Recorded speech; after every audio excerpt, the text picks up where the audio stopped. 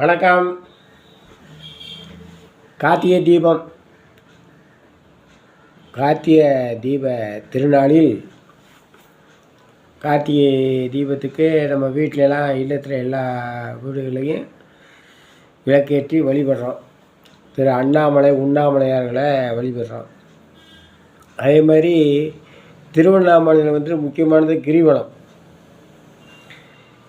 கிரிவலம் சுற்றி வந்து அக்னியை வணங்குறோம். அக்னி பகவானை வணங்கி நம்ம கிரிவலத்தை முடிச்சுக்கிறோம். அதே மாதிரி விளக்கு ஏற்றித்தான் முதல்ல கிளம்புறோம். வீட்டிலேருந்தே வந்து விளக்கு ஏற்றி சாமி கும்பிட்டு தானே கிளம்புறோம். அதுக்கப்புறம் திருவண்ணாமலை போய் தீபத்தை பார்த்து வணங்கிட்டு நம்ம கிரிவலத்தை முடிக்கிறோம்.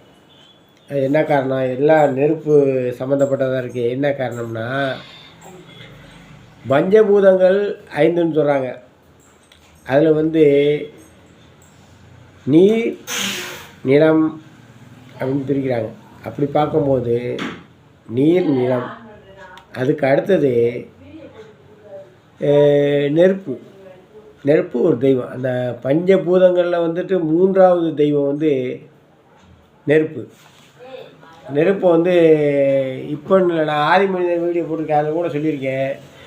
ஆதி மனிதன் முதல்ல வியந்து பார்த்தது நெருப்பை தான். ஏன்னா நீரே எப்போவுமே அப்படியே இருக்குது. மழை பெய்யுது, மழையிலேருந்து தண்ணி வந்து போகுது, அவனுக்கு கண்ணுக்கு தெரியுது. மழை மேலே இருக்குது, மழை விழுந்துச்சு, தண்ணி தெரிஞ்சுது. நிலம் அவன் காலை ஊண்டி நிற்கிறான், அதனால் தெரியுது. ஆகாயம் தெரியுது. ஆனால் நெருப்பு தான் வந்து முதல்ல வந்துட்டு வியந்து பார்க்குற மாதிரி நெருப்பு.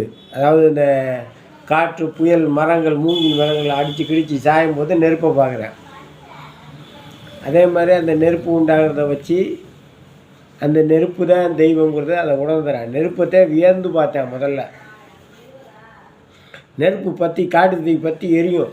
அப்போ ஆதி மனிதன்லாம் வந்து வேகமாக நெருப்பு பற்றினோன்னா மிருகங்கள் எல்லாம் ஓடும்போது மனுஷனும் சேர்ந்து தான் ஓடுற மாதிரி இருக்கும். அப்போ ஓடின இதில் மனிதன் மட்டும்தான் திரும்பி பார்த்தான். என்ன, நெருப்பை பார்த்தவொடனே மிருகம் எல்லாம் ஓடுதே அப்படின்னு பார்த்தேன். அதே மாதிரி அவன் நின்று பார்த்து வியந்தான். நெருப்பை பார்த்து எல்லாம் ஓடுறாங்க, இது என்னதான் ஆகுதுன்னு பார்ப்போன்னா அவனுக்கு தான் அறிவு தெரிந்த மனிதன் அவன்.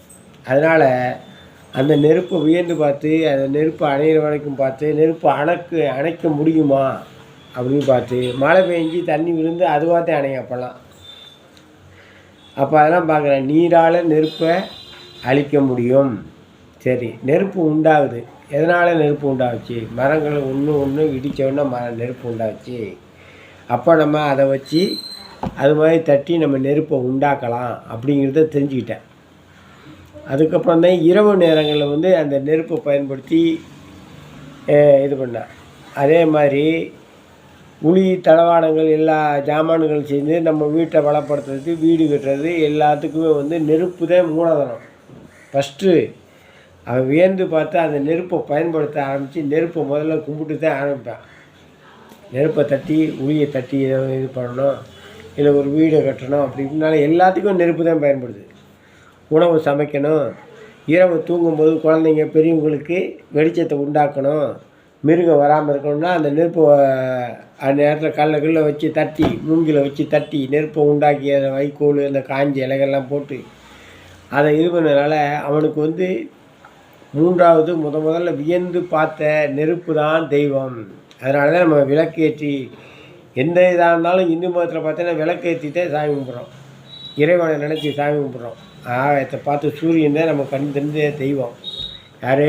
சூரியன், சிவப்பன், என் அப்பன் அண்ணாமலையார். என் அப்பன் அண்ணாமலையாரை எப்படி பார்க்குறோம்? அவருக்கு வந்து அந்த நமக்கு கண்கண்ட தெய்வமான நெருப்பை அவருக்கு காட்டி ஆராதனை பண்ணி அதை வழிபடுறோம். அதனால் நெருப்பு தான் மிக சிறந்த தெய்வம். அதே மாதிரி கிரிவலம் சுற்றி வர்றோம். கிரிவலம் சுற்றி வர்றதுனால நமக்கு என்ன பயன்னா, உடல் ஆரோக்கியமாகும். அது மாதிரி அந்த மலை இருக்க திருவண்ணாமலை, அதுக்குள்ளே மூலிகை நிறைந்த மலைகள். திருவண்ணாமலை, அதாவது ஆஞ்சநேயர் வந்து சஞ்சீவி மலையை தூக்கி வந்தாலும் வரலாறுல இருக்கும். அப்படி வரும்போது அவர் வந்த வழியில் திருவண்ணாமலை வழியில் தான் வந்திருக்கார். மலைகள் தானே உயரத்தில் தெரியும். அவர் அங்கேருந்து சஞ்சீவி மலையை எந்த மலையும் தெரியாமல் சஞ்சீவி இதை மரத்தை பிடிக்கிட்டு வானா மலையவே தூக்கிட்டு வந்துடுவார். அப்படி வரும்போது ஒரு பகுதி வந்து நம்ம சதுரகிரி மலையில் விழுந்திருக்குங்கிறாங்க. அதே மாதிரி திருவண்ணாமலையிலையும் விழுந்திருக்கு அதனுடைய இது. அதனால் சஞ்சீவி மூலிகை இருக்குது. அதனால் அந்த மலையை சுற்றி வந்தால் அந்த மூச்சு காற்று உடல் ஆரோக்கியத்தை தரும், இரத்த நாளம் சுறுசுறுப்பாக இருக்கும். அதே மாதிரி நடந்தால் வந்துட்டு 14 கிலோமீட்டர் சுற்றி வரோம். இது மலை மேலே ஏறினோம்னா 1.5 கிலோமீட்ரு. அது வந்து இப்போ ஏறுறது 1.5 கிலோமீட்டர், வரும்போதும் 1.5 கிலோமீட்டர், 3 கிலோமீட்டர் கணக்கு வரும். இது வந்து மலையை சுற்றுறது வந்து 14 கிலோமீட்ரு அது கணக்கு.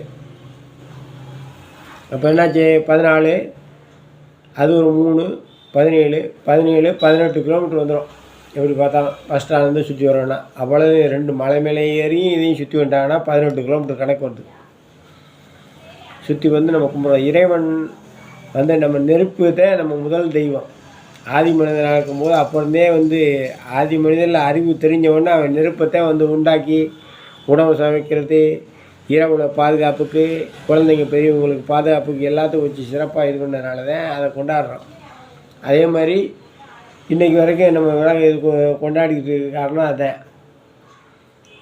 ஆதி மனிதன் நெருப்பை வச்சுருந்தா அதுக்கப்புறம் அது வந்து அறிவு தெரிந்த மனிதனாகி இப்போ இந்த லெவலுக்கு சமுதாயம் வளர்ந்துருக்கு, எல்லாம் வளர்ந்துருக்குன்னா காரணம் வந்து முக்கிய நெருப்பு. நெருப்பில் இருந்து தான் முதல்ல உளி தளவாடங்கள் எல்லாம் செஞ்சது நெருப்பு. உணவு சமைக்க பயன்படுத்துகிறது நெருப்பு. கடைசி காலம் வரைக்கும் நெருப்பு தான். அக்னி பகவானுக்கு அர்ப்பணிச்சிடறோம் நம்ம உடம்பை.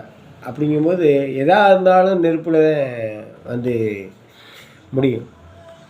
தொடக்கம் முதல் மனிதனோடு ஒன்றி இருப்பது நெருப்பு. மனித வாழ்க்கை தேவையில்லாமல் நெருப்பு. இன்றைக்கி வந்து அன்றைக்கி வந்துட்டு மரத்தை கல் அடித்து நெருப்பை பற்ற வச்சான். அதுக்கடுத்து மரம், விறகு, இப்போ கேஸ் ஸ்டவ், அது மூலமாக ஆக மொத்தம் நெருப்பு தான் நமக்கு முதல் தெய்வம். 3வது பஞ்சபூதங்களில் 3வதாக இருக்கக்கூடியது நெருப்பு.